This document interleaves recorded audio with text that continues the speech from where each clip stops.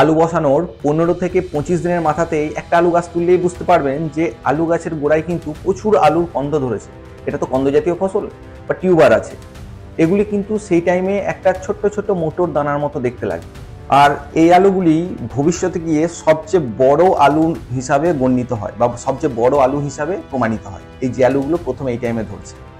তো এই আলুগুলোকে সুস্থ রাখা এবং সাইজ ঠিক রাখা, ছালকে মোটা করার, গাছকে চকচকে তরতাজা রাখা এবং গাছের গদিকে মোটা রাখা এবং নিচেতে শাখা পোশাখা বিস্তারিত করানোর যে সকল গ্র্যানুয়েলস, দানা, ভিটামিন বা যে সকল পরিচর্যাগুলি রয়েছে, 15 থেকে 25 দিন 30 দিন পর্যন্ত যে আমরা প্রথম চাপান সার হিসাবে কি দেবো সেটা এই ভিডিওতে আপনি জানতে চলেছেন। কিন্তু খারাপ বিষয় একটাই লাগে, আপনারা এতদিন পর্যন্ত ভিডিও দেখছেন, 90 জন লোক কিন্তু বিনা সাবস্ক্রাইবার করেই এই ভিডিও দেখে তারা পালিয়ে যাচ্ছে।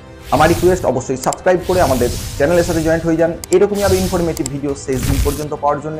চলুন লেট না করে ঝটাঝট ভিডিওটা শুরু করে ফেলি। এই 15 থেকে 25 দিন এই টাইম পিরিয়ডটা আলুর ফলনের জন্য একটা দুর্দান্ত ক্রিটিক্যাল টাইম, বা বলতে পারেন এই সময়ে কিন্তু ফলন বৃদ্ধি করার একটা উপযোগী টাইম। যখন আপনি চাপান দেবেন, কি কি চাপান দেবেন, এই টাইমেই কিন্তু নির্ধারিত হয় আপনি আপনার জমিতে কতটা পরিমাণে ফলন পাবেন এবং কেমন আলু গাছ তৈরি করতে পারবেন। এবং এই সময়টাতে আপনাকে নজর দিতে হবে আলুর কালার, গ্লেজ এবং কি আলুর গোল, যেটা গোল ভাব, সেটা যেন ঠিকঠাক হয় এবং আলুর ওজনটা যেন ঠিকঠাক হয়। এবং তার পাশাপাশি আপনাকে লক্ষ্য রাখতে হবে আলুগুলো যেন দাগ না হয়ে যায়, আলুগুলো দেদো যাতে না হয়, বা আলুর ওপরে যে একটা ব্ল্যাক স্পট পড়ে, কালো স্পট পড়ে, নানা রকম স্পট পড়ে, এগুলো কিন্তু মার্কেটে বিক্রি হতে ব্যাপক একটা সমস্যার সম্মুখীন হতে হয়। তো এই জিনিসটা থেকে আপনি কি করলে মুক্তি পেতে পারবেন, কি সার চাপান আছে যেটা আলু গাছের আপনার প্রয়োজন, তো চলুন জানি। এই সময়টাতে সবচেয়ে বেশি যদি প্রয়োজন থাকে কোনো জিনিসের, সেটি হলো আলু গাছের ফসফরাস এবং পটাশ এবং তার সাথে হচ্ছে ক্যালসিয়াম। এই টাইমটাতে এই জিনিসগুলির কাজ অতুলনীয়। কারণ কি, এই টাইমে আপনাদের নাইট্রোজেনও প্রয়োজন আছে, কিন্তু নাইট্রোজেনের কাজ সীমিত টাইম পর্যন্ত, মানে 55 থেকে 50 দিন পর্যন্ত।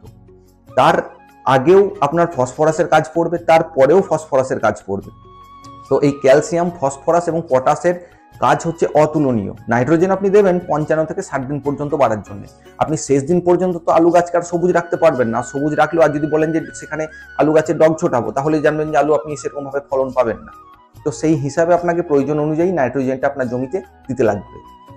এই সময়টাতে আর একটা কথা না বললেই নয়, এই সময়ে আপনারা মাটিতে দেওয়ার বোরন যদি ব্যবহার করতে পারেন, তাহলে কি হবে, ওই আলু গাছের ছাল মোটা হবে, আলুর সাইজটাকে মেনটেন রাখবে বোরনে। এবং ক্যালসিয়ামে করবে কি, যে শিকড় নিচের দিকে ছড়ায়, গাছের কোষ প্রাচীরকে মজবুত করবে, শিকড় নিচের দিকে ছাড়তে সাহায্য করবে।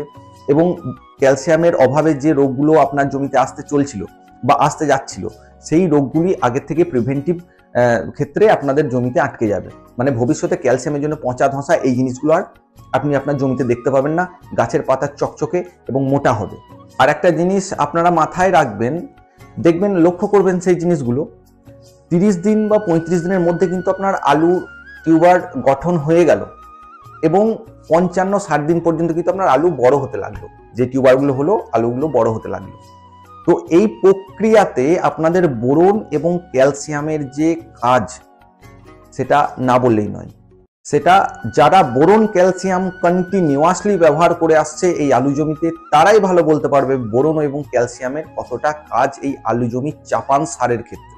আর চাপান সারের সঙ্গে আমরা কি দেবো সেখানে, প্রথমত হচ্ছে 33 শতক জমির জন্য বলি, আপনারা 10-26 বা সুপার ফসফেট বা পটাশ দিয়ে চাষ করলে সেই জায়গাতে আপনারা চাপান সার হিসাবে 33 শতকে 15 থেকে 18 কিলো পর্যন্ত ডিএপি, যার মধ্যে ডাইঅ্যামোনিয়াম ফসফেট রয়েছে, ফসফেটের পরিমাণ একটা হিউজ পরিমাণ পেয়ে যাচ্ছে এখানে। এবং তার সাথে দেবো আমরা পটাশ, র পটাশ, লাল পটাশ যেটা বলা হয়। ওই লাল পটাশটা আপনারা আপনাদের জমিতে দেবেন 8 থেকে 10 কিলো। এবং তার সাথে কি নাইট্রোজেনের প্রয়োজন নেই? হ্যাঁ, অবশ্যই নাইট্রোজেনের প্রয়োজন আছে। নাইট্রোজেনটা আমরা সেই ক্ষেত্রে দেবো প্রত্যেক 33 শতক বিঘা প্রতি 6 থেকে 9 কিলো হারে। সেটা আপনার গাছের গ্রোথ দেখলে আপনি বুঝতে পারবেন যে কতটা আপনার জমিতে দিতে লাগে নাইট্রোজেনটা। 6 থেকে 9 কিলো হারে আপনারা এই নাইট্রোজেনটা আপনাদের জমিতে ব্যবহার করতে পারেন। এবং এই সবগুলিকে কিন্তু আপনারা একসাথে মিশিয়ে প্রত্যেক গাছ খোঁড়ার টাইমে, অনেক জায়গায় বলে যে গাছ খোসার টাইমে, অনেক জায়গায় বলে যে চাপানের টাইমে, তো যেটাই আপনারা যে জায়গাতে রাজ্যে ভাষা, চলতি ভাষা, সেই ভাষাতেই আপনারা মেনে নিন। সেই চাপানের টাইমে আপনারা ছিটিয়ে পরে জমিতে সেচ দিয়ে দেবেন। তাহলে দেখবেন এই গাছটা যখন ঠিক আস্তে আস্তে বড় হবে, এক লেভেলে এক ধাপে গাছের পাতা চওড়া থাকবে এবং গাছের গদি কাণ্ড মোটা হবে, এবং আলুর ফলনটা যে বৃদ্ধি হচ্ছে, ওই যে তার আগে আমরা সার চাপানটা দিয়ে দিলাম, তো আলুটা ঠিকঠাক পরিমাপে বাড়বে এবং ফলনটাও আপনি আগের থেকে অনেক বৃদ্ধি পাবেন। চাপান সারের পরপরই কিন্তু আপনাদেরকে দুটি স্প্রে আগে করতে হবে। যে দুটি স্প্রে আপনাদেরকে করতে হবে সেটি হলো প্রথমে একটা ফাঙ্গিসাইড এবং তারপর একটা ইনসেকটিসাইড। আমি প্রথমে ফাঙ্গিসাইডটার কথা আপনাদেরকে জানাই, কি স্প্রে করবেন সেই টাইমটাতে। যদি আপনাদের হাতের কাছে অ্যান্ট্রাকল, বায়ার কোম্পানির অ্যান্ট্রাকল হাতের কাছে থেকে থাকে, প্রত্যেক লিটার জলে 2.5 থেকে 3 গ্রাম হারে মিশিয়ে আপনারা আপনাদের জমিতে স্প্রে করতে পারেন। দুর্দান্ত একটা রেজাল্ট দেখতে পাওয়া যাবে। এবার কেন রেজাল্ট দেখতে পাওয়া যাবে? অ্যান্ট্রাকলই কেন, অন্য কিছু নয় কেন? কারণ অ্যান্ট্রাকলের মধ্যে প্রোফেনব 70% WP ওয়েটেবল পাউডার ফরম্যাটে রয়েছে এবং এটি কন্টেক্ট ফাঙ্গিসাইড। এই কন্টেক্ট মানে হচ্ছে গাছের ওপর দিক থেকে আপনাকে রোগটা প্রতিরোধ করবে, মানে আপনার কোনো রকম হরমোন ইনব্যালেন্স হবে না, গাছের ভেতরে কোনো রকম সাইড ইফেক্ট দেখা যাবে না। এবং তার মধ্যে রয়েছে জিঙ্ক, অ্যান্ট্রাকলের মধ্যে রয়েছে জিঙ্ক, যেটি কিন্তু জিঙ্ক গঠিত যে কোনো রোগ প্রিভেন্টিভ রূপ ক্ষেত্রে সে আপনার জমিতে সাহায্য করবে বা গাছের ফলন বাড়াতে সাহায্য করবে। এই জিঙ্কের কাজ অতুলনীয়, যে কোনো গাছের যে কোনো সবজিতে বা যে কোনো ফসলের ক্ষেত্রে। তো এই জিঙ্ক আপনার জমিতে কি করবে? ফাঙ্গিসাইড হিসাবেও কাজ করবে, আপনার জমিতে গাছের খাবার হিসাবেও কাজ করবে এবং গাছের পাতা চকচকে মোটা এবং তরতাজা, গাছকে কোষ বিভাজন করতে সাহায্য করবে।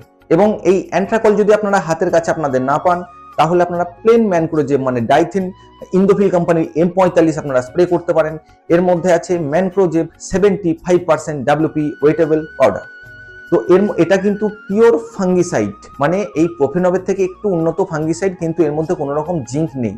তাই আপনারা আপনাদের জমিতে M45টাও ব্যবহার করতে পারেন, দুর্দান্ত রেজাল্ট দেখা যাবে। এবং ফাঙ্গিসাইডে এর এখন আলুতে সবচেয়ে টপ রেজাল্ট দেখা গেছে প্রত্যেক জেলাতে বা প্রত্যেক রাজ্যে।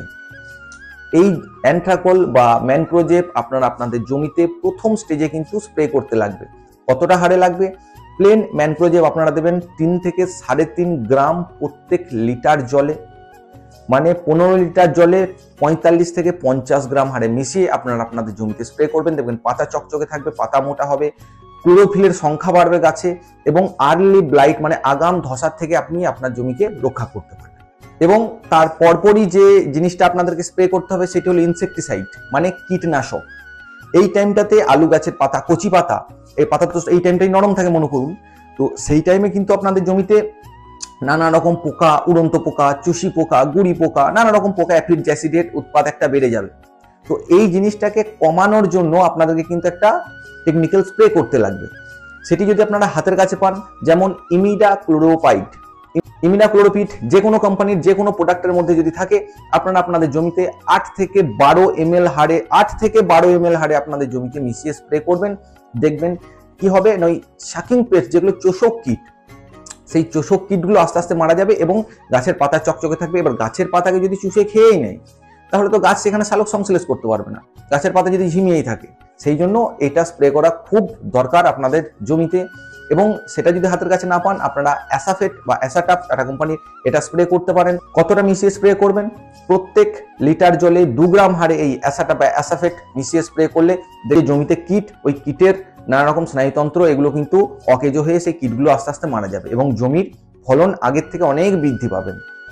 যদি চ্যানেলে কোনো কিছু নতুন আপনি শিখতে পেরেছেন, অবশ্যই একটা লাইক করে কোনো চাষি ভাইকে ভিডিওটা শেয়ার করে দিন, সেও জানুক তার জমিতে কি জিনিস ব্যবহার করলে সবচেয়ে বেশি পরিমাণে সে ফলন তুলতে পারবে। চলুন দেখা হচ্ছে পরের কোনো আরো ভালো টপিক বা ভালো ভিডিও নিয়ে। ততদিন পর্যন্ত আপনারা সবাই ভালো থাকবেন, সুস্থ থাকবেন।